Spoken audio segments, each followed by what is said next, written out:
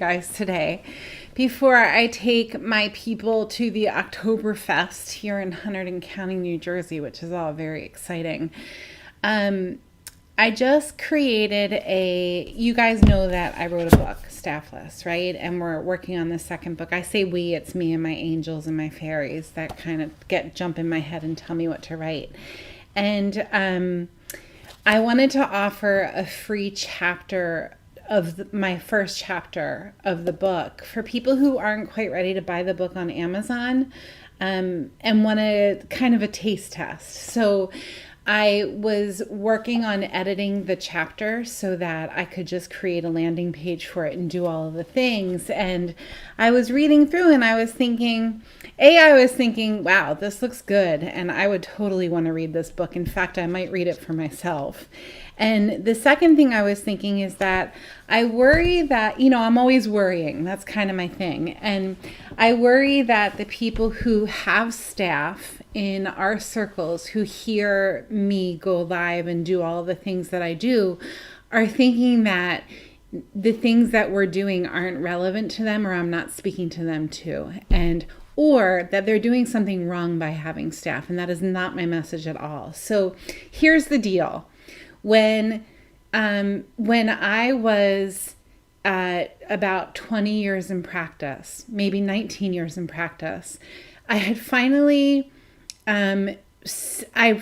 watched my last office manager leave my practice. And this one it broke my heart because I really loved this woman and I didn't want her to leave not only my practice, but my life too. And when that happened, I made myself a promise that I was going to figure out solutions so that I could run my practice without staff being in my office, because I was really finding over and over that for me, it was a real distraction to have to maintain a presence or a field in my office, for lack of a better word, where people come to my office to heal. If you see the post that I did today with my puppy on the table and the woman giving my puppy a hug, people come to my office because it's their happy place, right?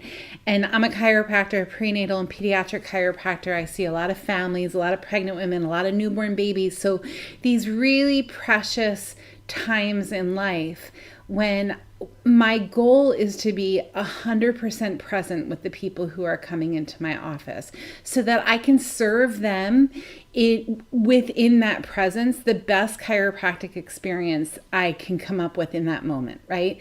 If I'm thinking about my staff and am I doing things right and am I managing correctly, because I'm not a natural manager at all, right? Or if I'm thinking, is the person who's answering my phone and checking my people in and out and talking to them about chiropractic in a good mood, in a bad mood, hungry, angry, lonely, tired, that becomes a distraction for me.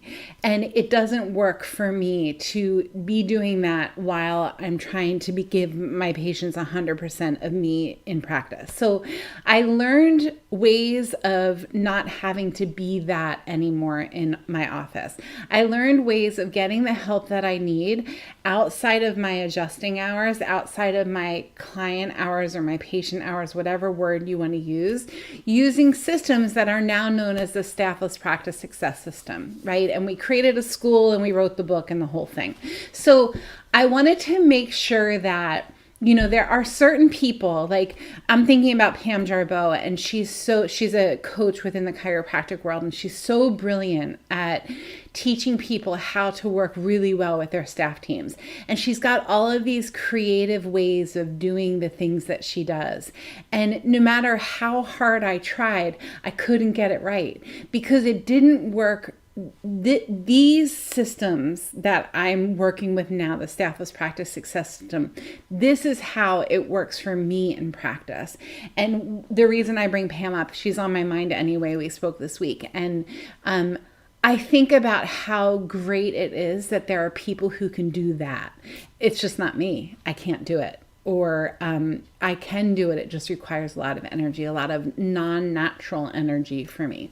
So I want to celebrate, I want to take a minute and celebrate the practices that have it down pat, that have this beautiful dance between office manager, front desk people, back desk people, and doctor or practitioner. I think that that's so cool. It's just not what I'm able to do. I also want to say that multiple times during the week, I'm getting on the phone with office managers and walking them through our systems so that if you have Jane who sits at your front desk, let's not use the word Jane because Jane is our EMR that we talk about all the time. If you have Deborah who sits at your front desk and manages it and is crushing it and doing a great job, but Deborah is also a really gifted website designer or a really gifted artist. Wouldn't it be cool if Deborah could use the time that she's spending answering the phone and checking people in and checking people out, if she could use that time doing her website design and her artwork for your practice so that she can use her great talents and push them forward in her job that she does. One of the things that I see not only myself, but practitioners in general, the mistake that we make is we hire the wrong people for the wrong jobs, right? So please, if you have staff, I'm talking to you, have a conversation with your team on Monday morning and say, what do you feel that you are really good at doing that you're not getting to do in your job right now? And make some changes. Just be curious about it. Approach it with curiosity.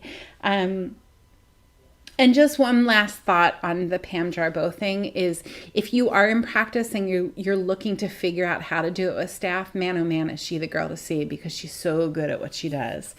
Okay, so what we just did is we took my book and I say we, but it's me, you guys. I took my book and I took out the first chapter and I made it totally available to you, my community. So you can go to stafflesspractice.com/the-book, and it's here. I created a link in all of my groups. If you haven't found our group on Facebook yet, if you're not watching me talk to you on our group, or in our group, on our group, then just search Staffless Practice Community on Facebook and you'll find me. I think that that's everything that I wanted to cover today. I want to tell you that you can do the practice thing the way that you see it working for you. I'm giving you permission to think outside the box when it comes to rocking your practice systems. Because here's the deal. There's never, and I say it all the time, there's never been a better time in my life, at least. I'm 48 years old. I can't think of, maybe during the 9/11 crisis, there's never been a better time to be serving for service sake, right?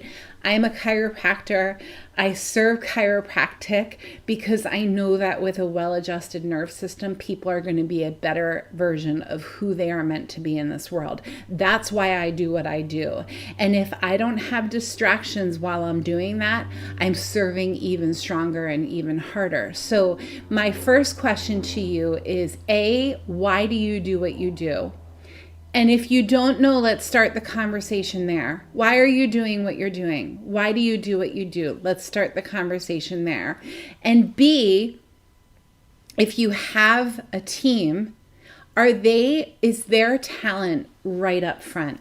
Is what they're really good at doing right up front? Because you guys know that everybody's really good at doing something. Everybody has unique gifts, right? My unique gift is I can see a bunch of different things and I can put them all together and see how they fit very quickly. That's why I'm so good at wearing all of these hats and moving all of these things to where they need to go to get you, my community, the solutions you need to rock your practice. What are your gifts? What are you really good at doing? And how can you take those gifts and use them as ammunition to make the world a better place? Because that is what we need to be doing right now. I'm telling you guys, this is true. This is what's going on. The other challenge that I had for you, I did want to ask you guys to do this before I jump off and have a Saturday with my kids, is When was the last time that you did a random, I know this sounds cheesy, you guys, but it really does make a difference. When was the last time you did a random act of kindness and didn't tell anybody about it? Whether it's paying for the person in front of you at the grocery store or carrying somebody's bags to their car. You know, one of my very best friends, and if you're watching, you know I'm talking about you, is we met because she was at ShopRite, which is our local grocery store, and she was crazy pregnant, like 8.5 months pregnant. And here I am, the prenatal chiropractor in town, and she's picking up the bags and she's putting them in the car. And she's this little tiny thing with this huge basketball belly. And I walk up to her. I'd never had met her before. I took the bags out of her hands and I started loading her car for her. And we became friends, and our kids became friends. And here we are 15 years later, still laughing about that story. So you never know how far reaching, right? You never know what you do, the little things that we do to make this world a better place, how far they are going to travel, what kind of ripple effect they are going to create. So I beg of you to take some time today and just get out of your house. If you're watching this in your house, go for a walk or go to the store or go run an errand and look for an opportunity to create a random act of kindness, and don't tell anybody about it, and watch what happens. So that is that. Big week coming up this week in the Staffless Practice world. A lot of really cool things happening. Grab your first 10 copies. Go to stafflesspractice.com/the-book to grab your copy of our first chapter of Staffless, the book. And I'm loving you guys from here. I hope you have a delicious weekend. Here we go.